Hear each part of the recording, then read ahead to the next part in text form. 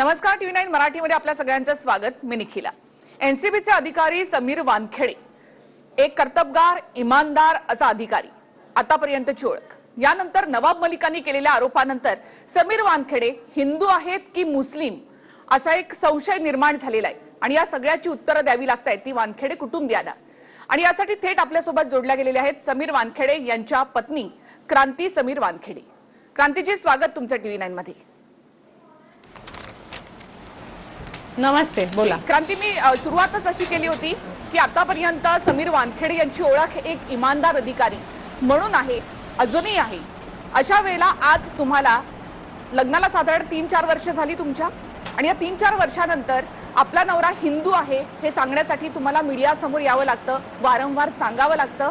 हे सगळं होत असताना नेमकं तुम्हाला काय वाटतंय?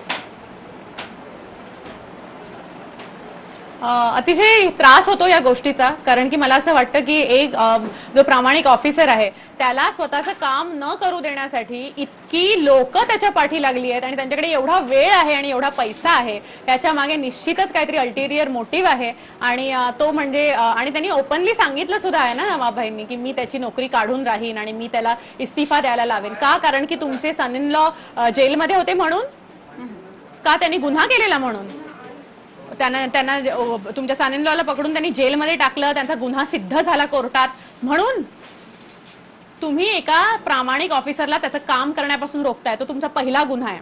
सेकंडली, तुम्ही कुठल्याही पुराव्यांशिवाय कोर्टात न जाता तुम्ही सोशल मीडियावर लोकांचं प्रायव्हेट लाईफ पब्लिक करताय, हा तुमचा गुन्हा आहे. तुम्ही जी मिनिस्ट्री हे मध्ये येताना पद स्वीकारताना जी शपथ घेतलेली त्या शपथेवर तुम्ही खरे उतरत नाहीत, हा तुमचा गुन्हा आहे.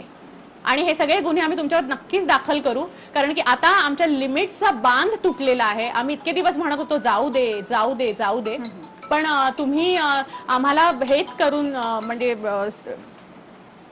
तुम्ही आम्हाला अजिबात त्या गोष्टीवर सिरियसली काम करू देत नाहीये आणि समीरला तुम्ही कोणत्याही परिस्थितीत काढून टाकणार असं तुम्ही सांगताय. क्रांती, या सगळ्यामध्ये वानखेडे कुटुंबियांना, तुम्हाला स्वतःला या सगळ्याचा किती त्रास होतोय?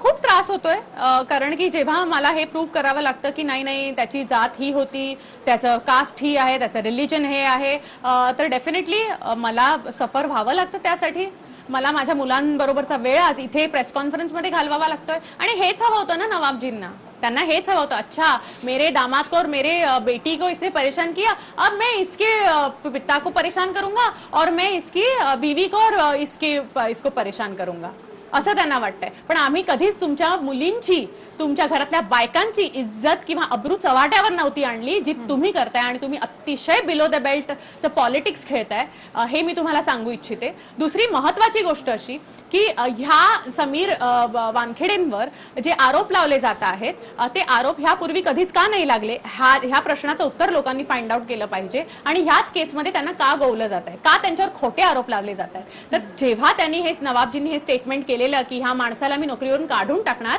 तेव्हा अंडरलाईन स्टेटमेंट हे होतं की त्यासाठी मला कितीही पैसा ओतावा लागला तरी चालेल, मला कितीही लोकांना पैसा चारावा लागला तरी चालेल, मी कितीही लोकांना काहीही करून खोटे आरोप त्यांच्यावर केले तरीही चालेल, पण मी या माणसाची खुर्ची काढून घेणार. कारण की सगळे आरोप जे त्यांनी कोर्टात करायला हवे ते येऊन पब्लिक मध्ये करतायत. तर आता थँकफुली ह्या गोष्टीची व्हिजिलन्समध्ये समीरनी मांग केलेली आहे आणि व्हिजिलन्सची टीम आता येऊन ह्या सगळ्या गोष्टींचा तपास करणार आहे. समीरच्या विरोधात त्यांना कुठलाही पुरावा सापडणार नाही, कारण की मला माहिती आहे की समीर कधीच कुठल्याच पॉइंटला एक्स्टॉर्शन किंवा कशातच नव्हते. आणि जर नवाबजी एवढ्या ओपनली येऊन सगळं सांगता आहेत तर निश्चितच आम्ही पण त्यांना घाबरून राहायची काही गरज नाहीये. ते मोठे व्यक्ती आहेत आणि त्यांना असं वाटतं आहे की ह्या देशात पूर्णपणे फक्त मोठ्यांचीच आणि ज्यांच्याकडे पैसा आहे, ज्यांच्याकडे पॉवर आहे त्यांचाच अधिकार चालला पाहिजे आणि सामान्य जनतेला त्यांनी लिटरली खिचगंटीत काढलेला आहे. सेकंडली, ते म्हणतात की नाही नाही एका दलित माणसाचा हक्क खाल्ला. माझे सासरे आजोबा, माझे सासरे सगळे दलित आहेत, तर तुम्ही एका दलित माणसावर हे इल्जाम लावताय, त्याचा पूर्ण त्याची अब्रू चव्हाट्यावर आणताय, त्याच्या प्रत्येक सर्टिफिकेटवर तुम्ही डाऊट घेताय. म्हणजे तुम्ही काय करताय? इनफॅक्ट तुम्ही डिझर्व करता अॅट्रॉसिटी ऍक्टला, कारण तुम्ही जे आमच्यावर करताय ते खरे अॅट्रॉसिटीज आहेत. दलित लोकांवर झालेले खरे अॅट्रॉसिटीज तुम्ही आमच्यावर करताय. क्रांती, आज नवाब मलिकांनी आणखी काही पुरावे समोर आणले. त्यांचं असं म्हणणं आहे की जन्मदाखला जो समीर वानखेडे यांचा जन्मदाखला आहे तो का नाही समोर आणला जात. आज त्यांनी निकाहनामा जो आहे तो सुद्धा वाचून दाखवला. या संदर्भात त्यांनी काझींना देखील समोर आणलेलं आहे. त्यांनी सांगितलं की निकाह करण्यात आला होता आणि निकाह त्याच वेळेला होतो ज्या वेळेला जर तुम्ही मुस्लिम धर्म स्वीकारला असेल तर. माझं एकच म्हणणं आहे ह्याच्यात, निकाह हे सर्वस्वी समीरच्या आईच्या आनंदासाठी केलेला गेलेला. समीरसाठी ती फक्त एक फॉर्मॅलिटी होती आणि म्हणून त्यांनी तो केला. माझ्याकडे हेही लिगल डॉक्युमेंट आहे जे त्यांच्या स्पेशल मॅरेज ऍक्टचं सर्टिफिकेट आहे, ज्याच्यावर हे साफ लिहिलेलं आहे की समीरनी कुठेच खोटं बोललेलं नाहीये, त्याचा रिलिजन हिंदू आहे आणि समोरच्या पार्टीची जर ह्याच्यावर साईन आहे तर ह्याचा अर्थ असा आहे की त्या समोरच्या पार्टीलाही प्रॉपरली माहिती होतं की समीर वानखेडे हा एक हिंदू आहे जन्मजात, त्याची जात महार आहे आणि त्याचं सर्टिफिकेट हिंदू आहे. आणि म्हणूनच स्पेशल मॅरेज ऍक्ट खाली, ज्याचा अर्थ असा आहे की दोन वेगळ्या वेगळ्या रिलिजनची लोक एकत्र येऊन जेव्हा लग्न करतात आणि जे लग्नाच्या वयाच्या वरील असतात ती लोक जेव्हा लग्न करतात तेव्हा त्याच्यासाठी हे स्पेशल मॅरेज ऍक्ट हे असतं. आणि ह्याचा अर्थ हा की समीरनी कुठलंच खोटं बोललेलं नाहीये आणि नाही त्यांनी कुठला फ्रॉड केलाय. क्रांतीजी, यामध्ये काझींचं देखील असं म्हणणं होतं की समीर वानखेडे यांनी धर्म बदलला होता. नाही, काझी जे म्हणता आहेत की त्यांनी धर्म बदलला होता किंवा काय होतं ते त्यांनी कसं धर्म बदलला आणि काय केलं ते प्रूव्ह करावं कॉन्स्टिट्यूशन ऑफ लॉ मध्ये. त्यांनी प्रॉपर जे आपलं भारताचं कॉन्स्टिट्यूशन आहे त्याचे पेपर्स ग्राह्य धरले जातात ना. तर त्यांचा धर्म तर कुठेच चेंज झाला नाहीये. त्यांचा धर्म केव्हा चेंज होणार? जेव्हा ते लिगल पेपर्सवर हे डिक्लेअर करणार की आता मी हिंदू नाही आणि मी मुस्लिम आहे. निवळ एका फॉर्मॅलिटीच्या मॅरेजमध्ये जर त्याच्या आईनी त्यांच्याकडून अशा पेपर्सवर काही सह्या करून घेतल्या त्याचा अर्थ असा होत नाही की त्यांचा धर्म ऑफिशियली चेंज झाला. ते ऑफिशियली अजूनही हिंदू आहेत आणि त्यांची जात जी आहे ती महार आहे. क्रांतीजी, आता तुम्ही जे सर्टिफिकेट दाखवलं त्यामध्ये सुद्धा समीर वानखेडे यांचं नाव हे समीर दाऊद वानखेडे असंच आहे. मग हे दाऊद विषयीचं जे काही एक गुढ निर्माण झालेलं आहे ते नेमकं काय आहे? इथे दाऊद नाही आहे, इथे समीर डी वानखेडे. इथे समीर डी वानखेडे तुम्ही झूम करून बघू शकता, ज्याचा अर्थ समीर ज्ञानदेव वानखेडे. माझ्या सासरेबुवांचं नाव ज्ञानदेव आहे जे डी वरनं सुरू होतं आणि म्हणूनच इथे समीर डी वानखेडे आहे. माझ्या सासरेबुवांचं बर्थ सर्टिफिकेटही आम्ही पब्लिक करून झालेलं आहे. ते सोशल मीडियावर अवेलेबल आहे सगळीकडे, कोणीही गुगल सर्च करून बघू शकतं. जी जी. या सगळ्यामध्ये काझींचं असं म्हणणं होतं की ज्या वेळेला निकाह लागला, पहिल्या पत्नी बरोबर ज्या वेळेला निकाह लागला त्यावेळेला समीर वानखेडे हे मुस्लिम आहेत असं आपल्याला सांगण्यात आलं होतं आणि म्हणून आपण हा निकाह केला असं काझींचं म्हणणं होतं. त्यावर तुमचं काय म्हणणं आहे? ते त्यांना कोणीही सांगितलं? समीर वानखेडेंनी सांगितलं की त्यांच्या मृत आईनी सांगितलं? तर आता काय त्यांना मेल्यावर पण हे जगू देणार नाहीयेत? त्यांच्या आत्म्याला बोलवून आणणार आहेत? त्यांना काय करायचंय? काय त्यांना लाज वाटली पाहिजे. जेव्हा समीर सांगतोय की मी माझ्या आईच्या आनंदासाठी हे लग्न केलं तर हे मौलवी आणतायत, मौलाना आणतायत, ह्याला काय अर्थ आहे? काय अर्थ आहे या गोष्टीसाठी? जेव्हा तो समोर स्वतः सांगतोय हे माझं रिलिजनचं सर्टिफिकेट आहे, माझ्या कास्टचं सर्टिफिकेट आहे, तुम्हाला लिगल सगळे प्रूफ दाखवतोय ज्याची काहीही गरज नाहीये पण तरी आम्ही दाखवतोय, तर हे कोणी उठून येऊन सांगेल हा त्यांनी चेंज केलेलं, हे केलेलं, ते केलेलं, तर त्या टेक्निकॅलिटीज वर बोलणं ह्याच्यात काही अर्थ नाही. जी जी.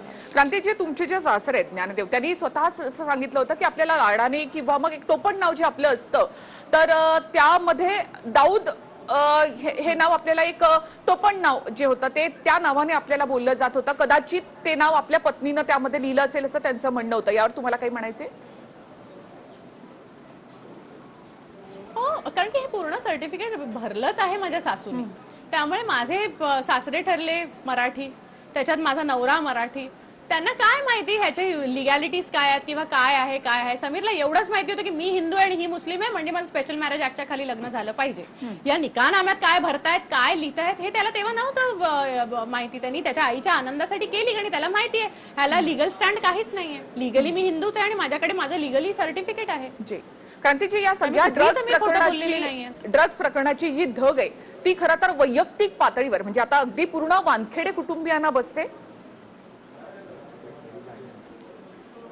डेफिनेटली बसते आहे, कारण की त्यांनी तर सांगितलंच आहे ना, ह्याची नोकरी काढणार, ह्यांना जेलमध्ये पाठवणार, त्यांचा तोच प्लॅन चालू आहे. सो दॅट समीर वानखेडेंनी ज्यांच्या पोटावर पाय आणले, ज्यांचा ड्रगचा कारोबार चालू आहे, त्यांच्या पोटावर पाय यावा, त्यांचे व्यवस्थित त्यांच्या पोटावरचा पाय निघावा, त्यांचे ड्रगचे कारभार मस्त वाढत जावे, शाळांच्या बाहेर, कॉलेजच्या बाहेर इझिली ड्रग्ज मिळावं लहान लहान मुलांना.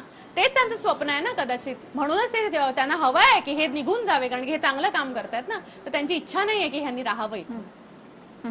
क्रांतीजी, नवाब मलिक असं म्हणालेत की त्यांनी दाखवलेलं बर्थ सर्टिफिकेट जे आहे ते जर खोटं निघालं तर मी राजीनामा देईन, मंत्रिपदाचा राजीनामा देईन, राजकारण सोडून देईन. हे एक आव्हान त्यांनी तुम्हाला दिलेलं आहे, तर हे जे चॅलेंज आहे ते तुम्ही स्वीकारताय, तुम्ही कसं उत्तर देता याला? मग आम्ही दाखवलं ऑलरेडी. डॅडी समीर का बर्थ सर्टिफिकेट दिखाया ना. हाँ, तर समीरचं बर्थ सर्टिफिकेटही रेडी आहे, ते आता तुम्हाला तेही आम्ही पेश करू. आणि जे ओरिजिनल बर्थ सर्टिफिकेट आहे समीरचं, ते त्यांनी पेश केलेलं आहे, ते टोटली चुकीचं आहे. या सगळ्या प्रकरणामध्ये क्रांतीजी, आता सध्या समीर वानखेडे यांच्यावर टांगती तलवार म्हणजे त्यांची चौकशी सुरू आहे, तर या सगळ्याचा नेमका किती त्रास होतो? एक पत्नी म्हणून सुद्धा तुम्हाला या सगळ्याचा किती त्रास होतोय?